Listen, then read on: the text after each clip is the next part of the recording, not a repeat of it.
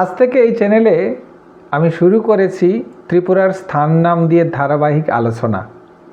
ত্রিপুরার প্রতিটা জায়গার নামের পেছনে আছে কিছু ইতিহাস, কিছু রাজকাহিনী, কিছু লোককথা, কিছু কিংবদন্তি। আজকের ভিডিওতে আমি আলোচনা করব অভয়নগর, বনমালীপুর, মেলার মাঠ, জয়নগর এবং শিবনগর দিয়ে। এই জায়গাগুলির নাম কিভাবে এলো, কার নামের সঙ্গে জড়িয়ে আছে, আগরতলা শহরের গঠনে এদের কি ভূমিকা ছিল, সবটাই আমরা দেখব আজকে ঐতিহাসিক দৃষ্টিভঙ্গি থেকে। তাহলে আর দেরি না করে শুরু করা যাক। Welcome to my channel history IQ. Agartala শহর গড়ে ওঠেনি একদিনে। এই শহর গড়ে উঠেছে রাজাদের সিদ্ধান্তে, নদীর গতিপথ বদলে বসতি স্থাপনের মাধ্যমে।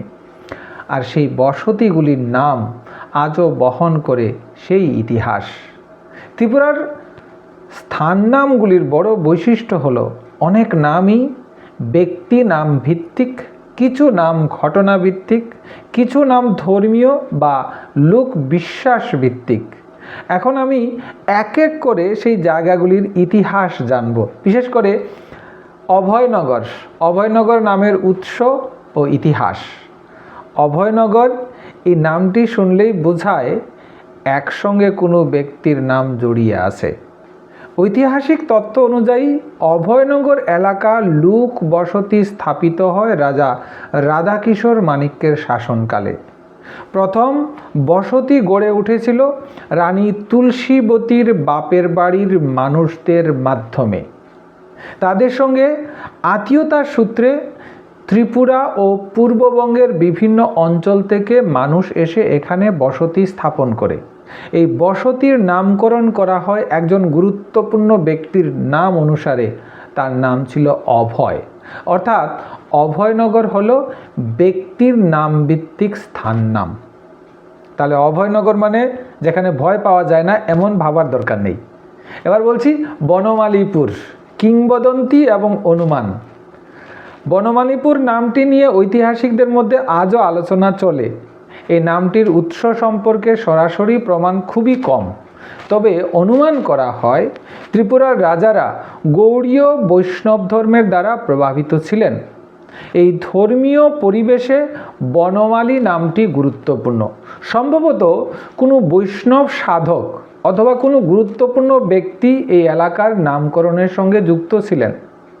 তাই বনমালীপুর নামটি ধর্মীয় ও ব্যক্তি নাম দুইয়ের সংমিশ্রণ। এবার আসছি মেলার মাঠ। আগরতলার প্রাণ কেন্দ্র বলা হয় মেলার মাঠকে। আজকের মেলার মাঠ একসময় ছিল বিশাল খোলা এলাকা। আগে এই অঞ্চল পরিচিত ছিল প্যারাডাইস নামে। রাজ পৃষ্ঠপোষকতায় বৈশাখী মেলা, চৈত্র সংক্রান্তির মেলা এখানে বসত।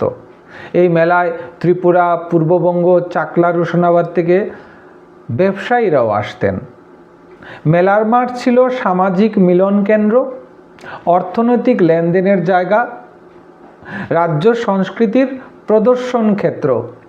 নাম বদলালেও মেলার ঐতিহ্য এখনও রয়ে গেছে। এখনও মেলার মাঠে অনেক প্রাসঙ্গিকতা দেখা যায় মেলা হিসাবে। এবার আসছি জয়নগর। জয়নগরের সঙ্গে একটা রাজকীয় সম্পর্ক রয়েছে। জয়নগর নামটি রাজপরিবারের সঙ্গে গভীরভাবে যুক্ত। এই নামটি এসেছে একজন রাজপরিবারের সদস্যের নাম থেকে। জয়নগর ছিল পরিকল্পিত বসতি, রাজকর্মচারীদের আবাসস্থল। অর্থাৎ মাণিক্য শাসনে যারা তালুকদার সম্প্রদায় ছিলেন, কোতোয়াল সম্প্রদায় ছিলেন, তাদের স্থায়ী বাসস্থান ছিল এই জয়নগর। এখানে বসবাস করতেন প্রশাসনিক কর্মচারী, রাজপরিবারের ঘনিষ্ঠ ব্যক্তিরা। জয়নগর নামটি তাই রাজনৈতিক ও প্রশাসনিক ইতিহাসের স্মারক হিসাবে জয়নগর নামটি ইতিহাসে তার নাম নিয়ে আছে। এখনও জয়নগর তার ঐতিহ্য ধরে রেখেছে। এবার আসছি শিবনগর। শিবনগর ধর্মীয় বিশ্বাস ও লোককথা। স্পষ্টভাবে শিবনগর নামটি ধর্মীয়। লোক বিশ্বাস অনুযায়ী এই এলাকা একসময় শিব মন্দির বা শিবলিঙ্গ ছিল। এই মন্দিরকে ঘিরেই লোক বসতি গড়ে ওঠে। ধীরে ধীরে মন্দির বসতি স্থান নাম এই ধারায় জায়গাটির নাম হয় শিবনগর। তাহলে অভয়নগর, বনমালীপুর, মেলার মাঠ, জয়নগর, শিবনগর। এই নামগুলি শুধু নাম নয়, এগুলি ত্রিপুরার সামাজিক ইতিহাস, রাজাদের সিদ্ধান্ত, লোকবিশ্বাস ও কিংবদন্তির দলিল। এই চ্যানেলে আমি আজ থেকে কিছু কিংবদন্তি, কিছু লোককথা, কিছু রাজমালার কথা, কিছু প্রশাসনিক দলিল বিভিন্নভাবে আলোচনা করার চেষ্টা করব। ত্রিপুরার চোরাইবাড়ি থেকে একদম সাব্রুম বিলোনিয়া পর্যন্ত যতগুলি নাম আছে এই নামগুলি নিয়ে আলোচনা করতে। ত্রিপুরার স্থান নাম নিয়ে আলোচনা করব ঐতিহাসিক দৃষ্টিভঙ্গি থেকে। এখন আপনাদের কাজ হচ্ছে আপনি ত্রিপুরার কোন জায়গায় থাকেন, কমেন্টে অবশ্যই আপনার এলাকার নাম লেখেন। পরবর্তী ভিডিওতে আপনাদের জায়গা নিয়ে আমি বিস্তারিত আলোচনা করার চেষ্টা করব।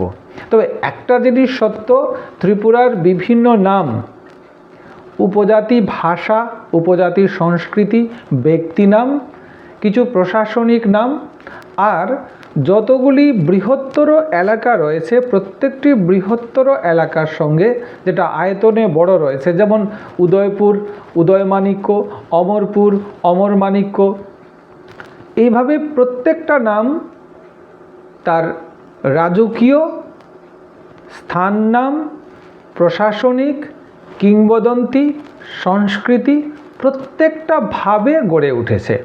আর উপজাতীয় অঞ্চলে, বিশেষ করে পাহাড়ি এলাকায় যে নামগুলি গড়ে উঠেছে সেই নামগুলির সঙ্গে বিভিন্ন উপজাতি শাসকদের, বিশেষ করে যারা আদিবাসী সম্প্রদায়, সাংবিধানিকভাবে উপজাতি, অনেকে উপজাতি শব্দটা ব্যবহার করলে আপত্তি প্রকাশ করেন, তবে এটা সাংবিধানিক শব্দ, এখানে আপত্তির কিছু নেই।